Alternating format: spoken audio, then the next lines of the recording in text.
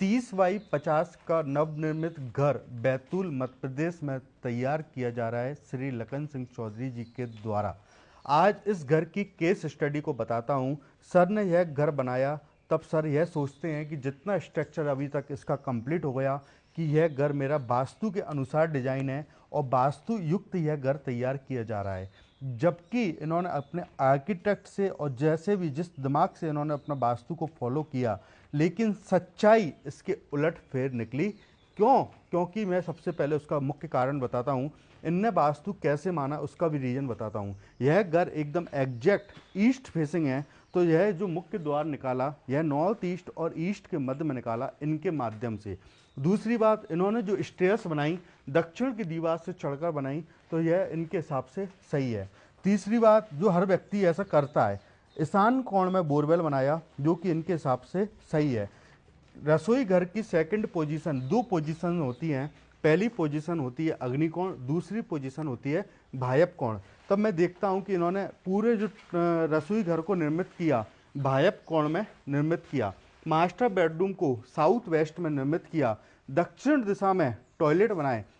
सब करने के बाद भी अगर मेरे द्वारा ये नक्शा बिल्कुल भी वेरीफाइड इसलिए नहीं है क्योंकि नक्शा में सबसे पहले दिशाएं देखी जाती हैं कि एग्जैक्ट डायरेक्शंस कहाँ से आ रही हैं। तो आज मैंने सबसे पहले इस प्लॉट पे आया, पहले डिग्री देखी कि एग्जैक्ट पूरब कितने डिग्री पे घुमा हुआ है। मैंने देखा कि पूरा 20 डिग्री घुमा हुआ है साउथ की तरफ। मैं यह देखता हूँ, लोगों के मुंह से अक्सर सुनता पाता हूँ कि चाहे वह 10 डिग्री घुमा हो चाहे 50 डिग्री घुमा हो, अगर घुमा हुआ है तो वो कॉर्नर को बोलते हैं कि ये कॉर्नर ईस्ट है, ये कॉर्नर ईस्ट है। ऐसे नहीं होता। मान के चलो आप 5 फुट 6 इंच के आदमी हो तो 5 फुट 6 इंच का ही पैंट आएगा। अगर 5 फुट 10 इंच का आदमी का पैंट पहनोगे तो क्या होगा? गिरोगे। इसलिए ऐसा नहीं होता। डिग्री और प्लॉट के साइज के अनुसार दिशाएं बन जाती हैं। तो कहीं वह पूरा हो सकता है कि ज़्यादा बड़ा प्लॉट हो और 20 डिग्री घूमा तो थोड़ा सा घूमे, छोटा सा प्लॉट हो 20x50 का और 20 डिग्री घूम जाए तो पता चले जिसको आप अग्निकोण मानते थे, अग्निकोण के बाद ही पूरब दिशा निकले। तो आज मैं जैसे कि इस नक्शे पर पूरा आपको बताता हूँ कि यह पूरे घर का नक्शा पहले सर के द्वारा ऐसे तैयार किया गया था कि इसको एकदम ईशान कोण माना। ईशान कोण मानने के बाद इसको दक्षिण दिशा माना, जो जिससे कि ये सीढ़ी निर्मित कर दी। जहाँ भायप कोण में किचन बनाई गई और नैरथ कोण में बेडरूम। और अधिकतर नहीं, 99.99 वेरीफाइड वास्तुविद भी ऐसे ही बनाते हैं और इसी के अतिरिक्त आर्किटेक्ट भी ऐसे ही नक्शा डिजाइन करते हैं।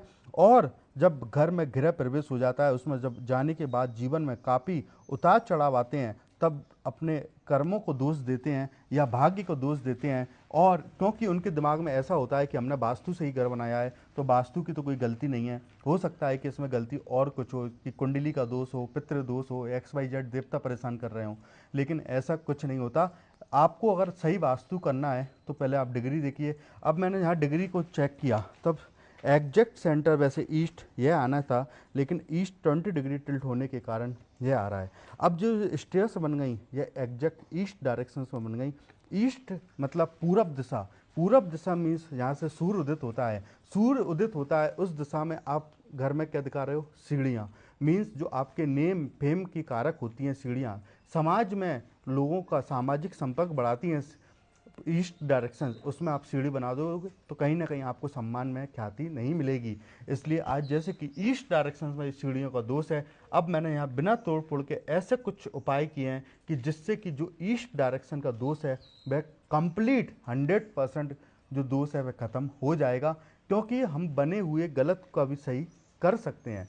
अब इसके बाद बात करते हैं, आगे बढ़ते हैं कि जैसे कि इनके द्वारा जनरल लोग इसको साउथ ईस्ट मानते हैं क्योंकि ईस्ट और साउथ का हिस्सा साउथ ईस्ट, लेकिन साउथ ईस्ट बहुत पीछे आ रहा था यहाँ पर जो आपको दिख रहा है। और यहाँ पर इनने वॉश बेसिन बनाया है। साउथ ईस्ट में वॉश बेसिन बनाओगे मीन्स अग्नि कोण को इम्बैलेंस करोगे, 100% महिलाएं बीमार पाई जाती हैं, नगद धन का अभाव बना होता है, मांगलिक कार्य घर में विलंब होते हैं। क्यों? क्योंकि जैसे कि आप शादी में फेरे करते हैं तो फेरे में अग्नि की जरूरत होती है, सत्यनारायण की कथा करते हैं, घर में पूजा पाठ करते हैं, मांगलिक कार्य करते हैं, बिना अग्नि के कुछ भी संभव नहीं है। अग्नि मीन्स बॉडी में डाइजेशन, मीन्स आपकी जटांगनी, अगर जटांगनी को पावर अच्छी मिलेगी, खाना तभी पचा पाओगे या खा पाओगे, अन्यथा धीरे धीरे आपको कुपच की शिकायत होना चालू हो जाएगी। इसी के बाद आगे की ओर बात करते हैं, जैसे कि इन्होंने दक्षिण दिशा मानी, इस दक्षिण दिशा में टॉयलेट बनाए, लेकिन एक जो टॉयलेट है एग्जैक्ट नैरथ कोण में आ रहा है। नैरथ कोण का जो टॉयलेट होता है रिलेशंस को डैमेज करता है, इस्टेब्लिशमेंट को डैमेज करता है।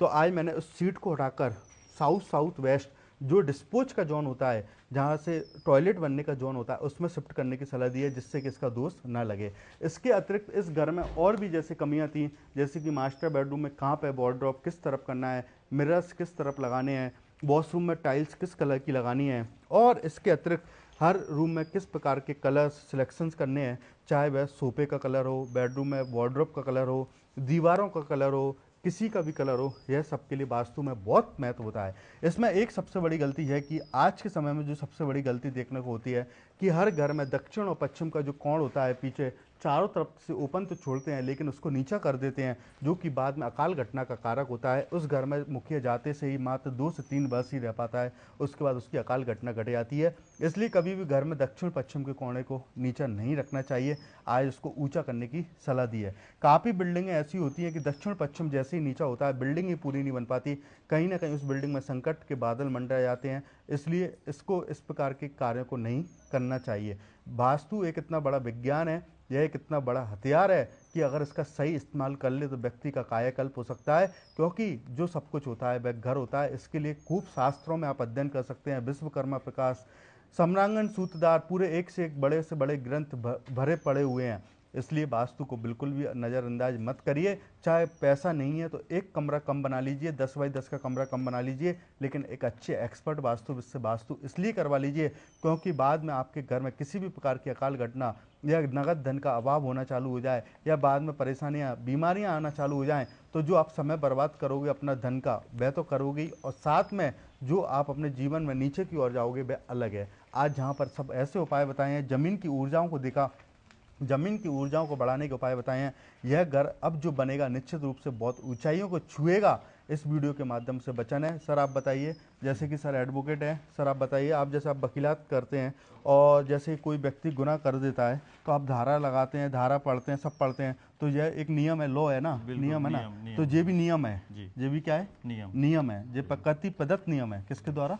प्रकृति प्रदत्त नियम। चलो लॉ के नियम तो कुछ तो पूर्वजों द्वारा चले आ रहे होंगे, कुछ समय के हिसाब से गवर्नमेंट गाइडेंस के अनुसार बदलते रहते हैं, लेकिन ये नियम का कोई बदलाव नहीं है, जो भगवान के द्वारा सुनिश्चित नियम है। इनमें अगर आप इन नियमों से खिलवाड़ करोगे तो जैसे एक गुनहगार को सजा मिलती है, इसी प्रकार इसमें अगर गुनाह करते हो, गुनाह का मतलब ये है कि अगर नियमों से खिलवाड़ करते हो तो वह वास्तु किसी को नहीं बख्शता, किसी धर्म संप्रदाय को नहीं बख्शता। सूर्य की रोशनी किसी के पास भी आती है, ऐसा नहीं है कि मुसलमान के लिए ज़्यादा है हिंदू के लिए कम है, या हिंदू के लिए ज़्यादा है मुसलमान के लिए कम है, या सिख ईसाई के लिए कम है, ऐसा नहीं होता। सूर्य सबके लिए समानांतर है, इसी प्रकार वास्तु भी सबके लिए समानांतर है। आप कुछ 2 शब्द बोलना चाहेंगे तो कृपया बताइए। सर ने आज जो विजिट करा उस विजिट में जो वास्तु के नियम बताए वो नियमों को फॉलो करना है, और उसी अनुसार मैं इस नक्शे को अब पूरे वास्तु अनुसार फॉलो करूँगा। 100% अगर आप ये करेंगे तो आपका घर निश्चित रूप से ऊंचाइयों को छुएगा, धन दान की वृद्धि होगी, घर में मांगलिक कार्य होंगे, मुखिया की आयु स्थिर होगी, और इसी के साथ घर में किसी भी प्रकार की अकाल घटना नहीं घटेगी, और इसी के साथ घर में किसी भी प्रकार की नजर दोष, बंतर बाधा, ऊपरी हवा कुछ भी नहीं आएगी, क्योंकि घर को आपने चारों तरफ से प्रोटेक्ट कर लिया।